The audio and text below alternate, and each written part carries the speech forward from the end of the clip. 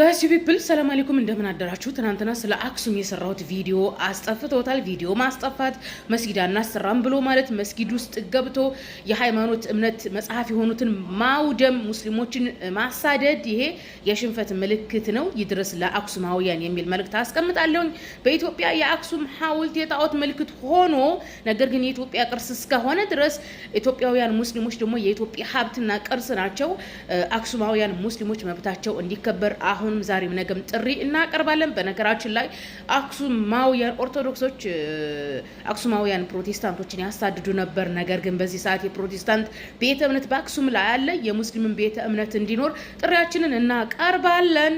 በአክሱም የተለያዩ ሃይማኖቶችና ታሪኮች ያለፉባት አገር ናት። ክርስትና እስከ 4ኛው ክፍለ ዘመን እስከሚገባ ድረስ በዛ የነበሩ የተለያዩ የጣዖት እምነት ነበሩ።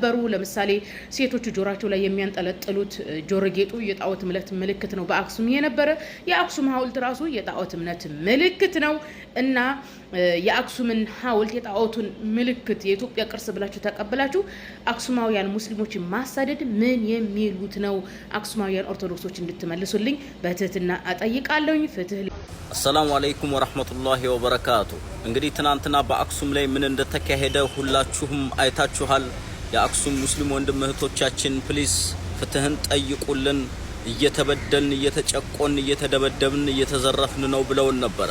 እኛም ትናንትና ፍትህን ስንጠይቅ ድምጻችንን ስናሰማ ውለን ነበረ። ግን ፍትህን ስንጠይቀው የነበረ የህግ አካላት በአክሱም ማን እንደነበረ ላሳያችሁ። ይህ የምታዩት ሰው ቴዎድሮስ ይባላል። በአክሱም የጸጥታ ኃይል ኃላፊ ነው። ህግ አስከባሪ ነው። የህግ አካል ነው። እሱ ግን ህጉን ተጠቅሞ የተሰጠውን ስልጣን ተጠቅሞ የተሰጠውን ወንበር ተጠቅሞ ሽብርተኞችን ወንበዴዎችን ሰብስቦ በሃይማኖት ግጭት ለማስነሳትና መስጊዶችን ሲዘርፍ፣ ሙስሊሞችን ሲደበድብ፣ ሙስሊሞችን ሲያስር፣ የተለያዩ ስቃዮችን ሲያደርስ የዋለው ይሄ ወንበዴ ማፊያ ቴዎድሮስ ነው። ይሄ ቴዎድሮስ ከተለያዩ ሙስሊም ጠል ከሆኑ አካላቶች ጋር አብሮ በትናንትናው ዕለት ሲደረግ የነበረውን ሽብር ሲመራ የነበረ ጽንፈኛ ሰው ነው። ይህ ሰው ካሁኑ አንድ ሊባል ይገባዋል።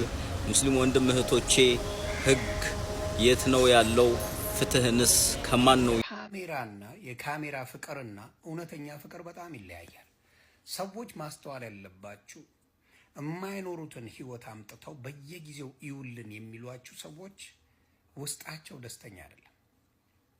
አብዛኞቻቸውን በመታወቅ ነገር ወይኔ እንትና እኮ በጣም ይዋደዱ ነበር፣ ሶሻል ሚዲያ ላይ እንዲያረጉ ነበር፣ ወይኔ ስናያቸው ደስ የሚሉ ካፕሎች ናቸው። ኢትስ ኦል አ ላይ።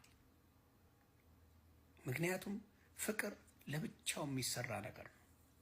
ፍቅር ብዙ የሚታይ አይደለም። እንግዲህ እግዚአብሔር ፍቅር ነው። ማንም ያየው የለም።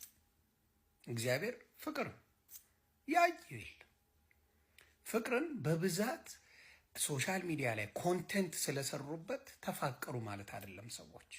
እና በብዛት በኮንቴንት ተዋደዋል፣ ተፋቅረዋል። ወይኔ እሷ ትለያለች፣ እሱ እኮ እንደዚህ ነው ለሷ ምናምን የሚባሉ ሰዎች ምንድነው ያልተደሰቱትን ህይወት ሌሎችን ለማስቀናት እንዲህ ነው ለማስባል ያሉና ራሳቸው መጨረሻ ላይ ሲዋረዱበት አይተናል። አሁንም እምላችሁ ምንድነው ፍቅራችሁን በራሳችሁ አድርጉት። ፍቅር በሁለት ሰዎች መካከል ተግባብተው የሚኖሩበት ላይፍ እንጂ ሶሻል ሚዲያ ላይ መጥተው የሚበጠረቁበት አይደለም። ምክንያቱም ፊት ይሁኝ ማለት ኋላ ደብቁኝ ያመጣል። አብዛኛው ካፕል ነን ብላችሁ እዚህ ጨረር ለምትበትኑ ለምትበጠረቁ የውሸት ህይወት እንዳላችሁ ማረጋገጫ ነው። ከዚህ በፊት የሚያየናቸው ነገር ነበር። ናቲ የሚባል የሚታወቅ ይጣን ወስደሻት የለ የት ኢትዮጵያ ነው ታዲያ?